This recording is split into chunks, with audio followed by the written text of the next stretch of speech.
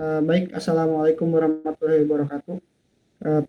Perkenalkan, kami dari kelompok 1 kelas D yang beranggotakan Raffi Haikal dengan NPM 237006099, Rizal Saiful Anwar dengan NPM 237006107, Muhammad Rehan Ardiansyah dengan NPM 237006113, Gufron Faisal Ihsan dengan NPM 237006114, Lutfi Putra Pratama dengan NPM 237006109.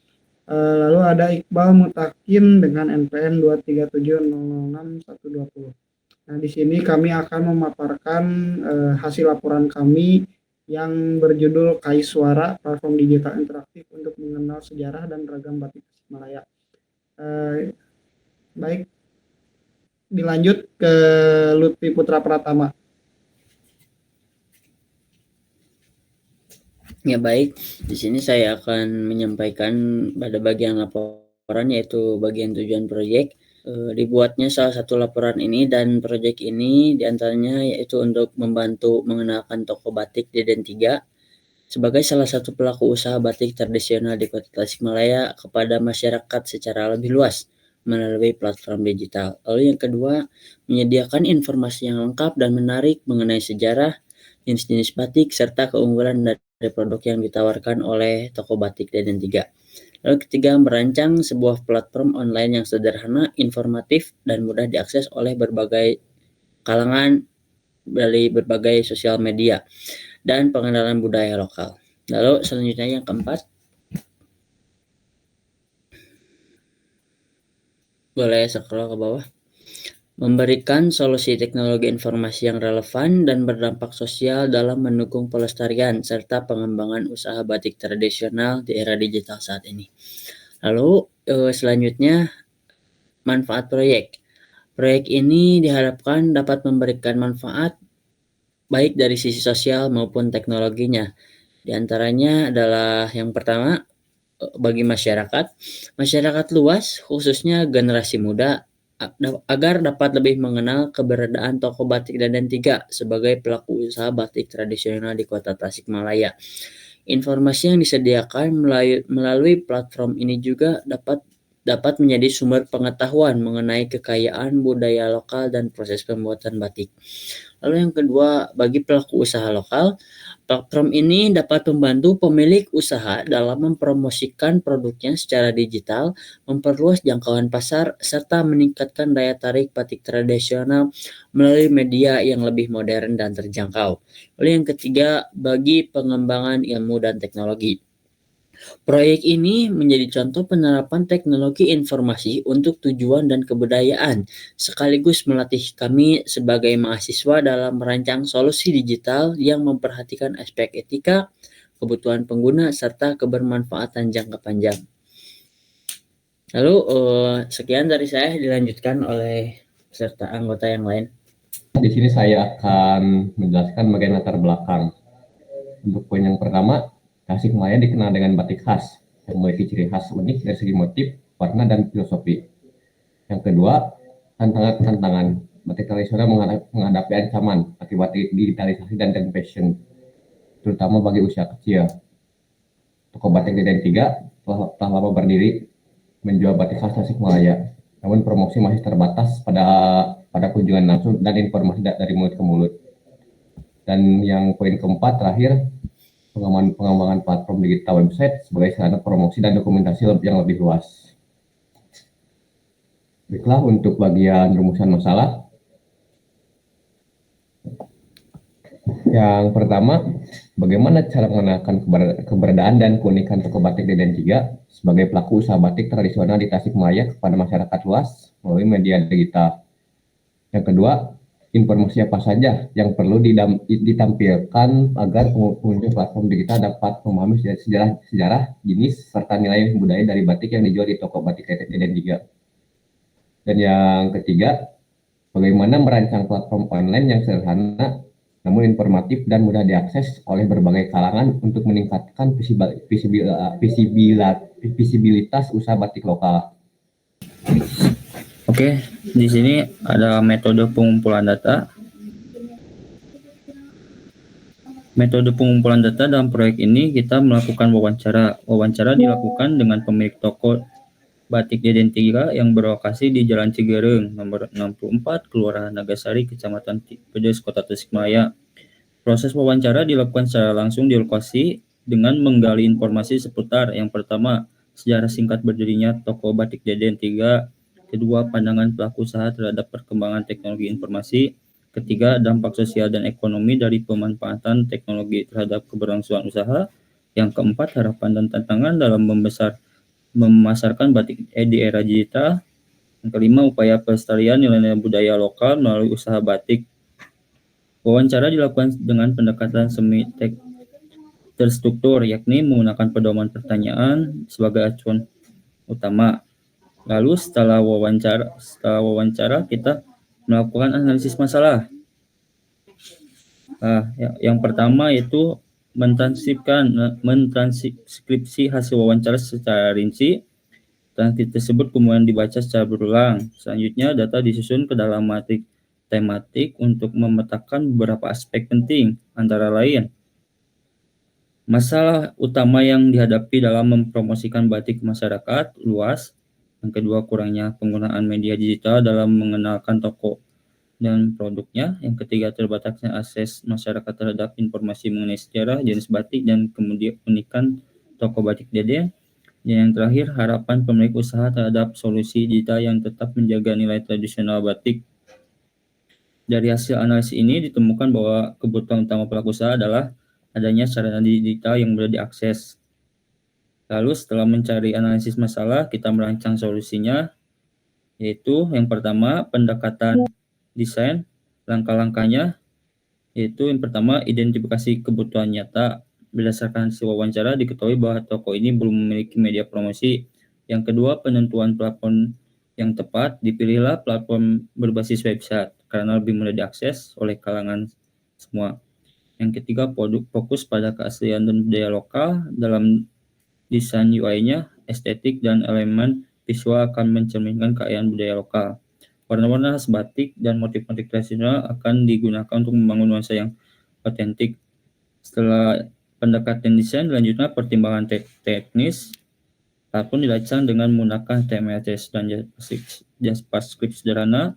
Lalu struktur navigasinya dibuat sederhana dan intuitif. Yang ketiga, keamanan dasar juga diperhatikan. Lalu yang ketiga, pertimbangan etis. Informasi yang ditampilkan akan dikurasi bersama pemilik toko agar tidak terjadi kesalahan representasi. Lalu tidak ada penggunaan gambar, narasi, atau video tanpa persetujuan dari pemilik atau pembuat konten asli.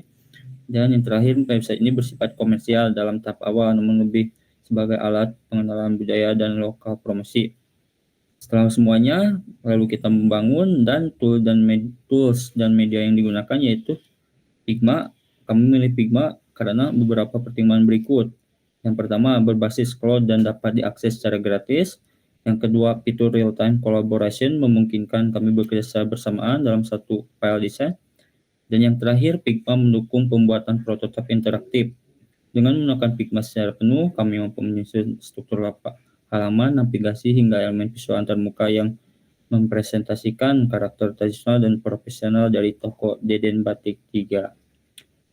Terima kasih, dilanjut.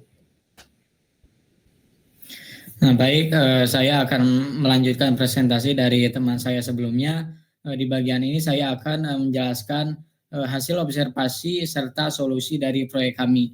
Nah, berdasarkan observasi dan wawancara langsung, kami menemukan bahwa toko Batik Deden ini sudah berdiri sejak tahun 1940-an dan masih mempertahankan proses batik tradisional yaitu batik tulis dan batik cap. Nah, sayangnya mereka menghadapi tantangan seperti rendahnya minat generasi muda, kurangnya regenerasi pembatik, dan promosi digital yang masih terbatas. Nah, untuk merangkum kondisi ini, kami membuat analisis SWOT. Nah, di sini terlihat bahwa meskipun toko punya kekuatan dari sisi kualitas dan sejarah, masih ada kelemahan di aspek teknologi dan SDM. Nah, peluang terbesar datang dari media sosial dan kerjasama dengan sekolah kejuruan. Nah, sementara ancamannya itu adalah batik printing yang lebih mudah. Nah, scroll ke bawah. Nah, selanjutnya kami menyusun affinity mapping. Nah, berdasarkan wawasan pengguna. Nah, di sini terlihat bahwa pengguna ingin mengenal batik Tasik lebih dalam. Nah, dengan tampilan situs yang tradisional tapi tetap modern serta navigasi yang mudah. Lalu selanjutnya ke bawah lagi, kemudian kami membuat user persona bernama Bu Batik, seorang penjaga toko yang semangat memperkenalkan batik Tasik ke generasi muda. Nah, ini kami gunakan sebagai acuan agar pengembangan fitur dan desain sesuai kebutuhan nyata. Lalu selanjutnya kami juga menyusun user skenario yang menggambarkan bagaimana Bu Batik ini membantu mahasiswa yang ingin belajar membatik lewat website ini. Nah, dari situ kami menyusun user flow atau alur penggunaan situs agar informasi mudah ditemukan secara bertahap dan terstruktur. Nah, kurang lebih itulah hasil analisis dan rancangan solusi dari tim kami. Selanjutnya akan dilanjutkan oleh teman saya untuk bagian berikutnya. Terima kasih. Mungkin di sini untuk tampilan mockup dan desainnya dan prototipenya adalah seperti ini. Dan untuk halaman pertama itu di beranda memuat terkait konten-konten yang secara singkat menjelaskan tentang batik-batik. Ini ada sejarah batik, tentang sejarah batik, itu batik Tasikmalaya, batik Priangan, batik Parang Sontak, dan batik Sukawura. Untuk ke bawah lagi itu ada galeri batik. Bisa dilihat ada batik Parang seperti ini, ada batik kacang panjang, batik Garutan, batik Kawung Goyang, batik Pancah Tasik, dan sebagainya. Di sini juga ada jenis-jenis batik, yaitu dari batik cap, batik tulis, dan batik printing. Oke, mungkin segitu untuk halaman bagian beranda. Lanjut kita ke halaman bagian sejarah. Nah, di bagian halaman sejarah ini kita di sini menjelaskan terkait sejarah dari batik itu sendiri dan sejarah dari batik Tasikmalaya. Untuk penjelasannya itu seperti ini ya. Dan di sini juga ada sejarah dari batik yang bermitra dengan kita, yaitu batik Deden Tasikmalaya. Mungkin segini untuk halaman bagian sejarah. Lanjut ke halaman galeri. Galeri itu seperti ini, ada visual dari batik-batik dari Tasikmalaya.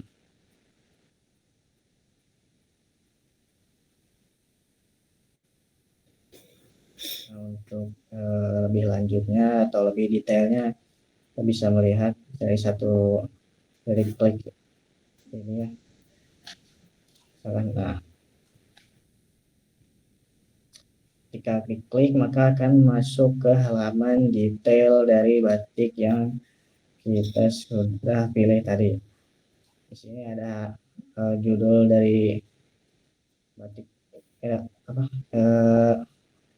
nama dari batiknya, terus ada gambarnya, sama ada penjelasannya. Sama juga untuk yang lainnya juga.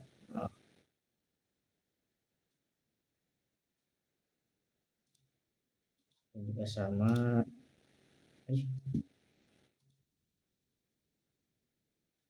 Nah, mungkin segitu untuk di halaman galeri. Lanjut kita ke halaman jenis. Nah, jenis di sini sama seperti yang tadi, cuman di sini ada sedikit tambahan, yaitu ada untuk jenis pembuatan batik itu sendiri. Nah, di sini ada batik pembuatan batik menggunakan batik cap, batik tulis, batik printing, dan kombinasi. Untuk jenis motif batiknya sendiri itu sama ya seperti tadi, cuman di sini ada sedikit tambahan untuk namanya. Untuk detailnya juga sama. Jika klik sini maka akan masuk ke halaman bagian detail dari batik.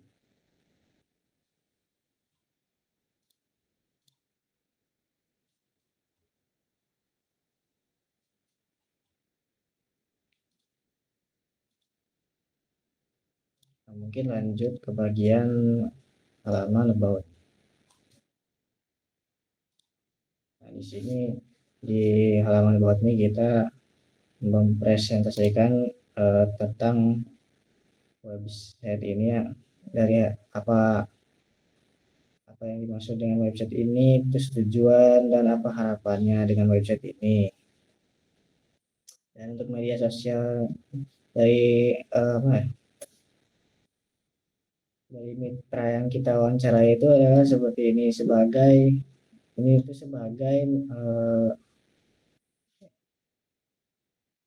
partner kita, sebagai mitra wawancara kita. Dan ini untuk lokasinya, bagian lokasi. Dua lagi itu untuk bagian kontak. Bagian kontak ini bisa atau berfungsi untuk feedback pengguna, misalkan ada semacam mungkin masukan atau apa gitu, bisa dikirim lewat sini. Mungkin segitu saja untuk bagian desain dan prototype. Bisa dilanjut ke presentasi berikutnya. Di sini saya akan memberikan kesimpulan tentang yang sudah teman-teman saya lampirkan laporannya. Baik, proyek Kawas Wiswara Platform Digital Interaktif untuk mengenal sejarah dan ragam batik Tasikmalaya dilatar belakangi oleh adanya permasalahan kurangnya visibilitas dan jangkauan pemasaran bagi pelaku usaha batik tradisional di Tasikmalaya, khususnya di toko batik Deden. Nah, di tengah era digital, solusi yang diusulkan dalam proyek ini adalah perancangan sebuah platform online yang bertujuan untuk mengenalkan sejarah, jenis-jenis batik, keunikan motif, serta informasi kontak toko batik Deden kepada masyarakat luas. Lalu melalui observasi dan wawancara langsung dengan pemilik toko batik Deden, kami mengidentifikasi potensi besar yang dimiliki oleh batik tradisional Tasikmalaya, terutama dengan motivasinya. Namun metode promosi yang masih konvensional menjadi kendala dalam menjangkau pasar yang lebih luas, termasuk generasi muda yang lebih aktif di dunia digital. Dampak yang diharapkan dari implementasi platform ini adalah meningkatnya visibilitas toko batik Deden dan batik tradisional Tasikmalaya secara umum, tumbuhnya minat dan apresiasi masyarakat terhadap warisan budaya lokal, serta terbukanya peluang pasar yang lebih luas bagi pelaku usaha. Proyek ini juga diharapkan dapat memberikan kontribusi dalam pelestarian budaya dan pemberdayaan ekonomi kreatif di daerah Tasikmalaya. Lalu untuk sarannya, yang pertama itu pengembangan fitur e-commerce, ya. Yang kedua ada optimasi untuk mobile dan aplikasi. Yang ketiga ada integrasi dengan media sosial. Yang keempat ada pengembangan konten multimedia. Yang kelima ada penerapan SEO, Search Engine Optimization. Lalu ada pelatihan dan pendampingan. Lalu kerjasama dengan pihak terkait, pengumpulan dan analisis data pengguna, dan yang terakhir yaitu fokus pada konten edukasi budaya. Satu lagi ada evaluasi dan iterasi berkelanjutan. Nah, dengan mempertimbangkan saran-saran ini, diharapkan platform online untuk toko batik Deden dapat berkembang menjadi alat yang efektif dalam mengenalkan, melestarikan, dan memajukan batik tradisional Tasikmalaya di era digital. Sekian dari kelompok kami.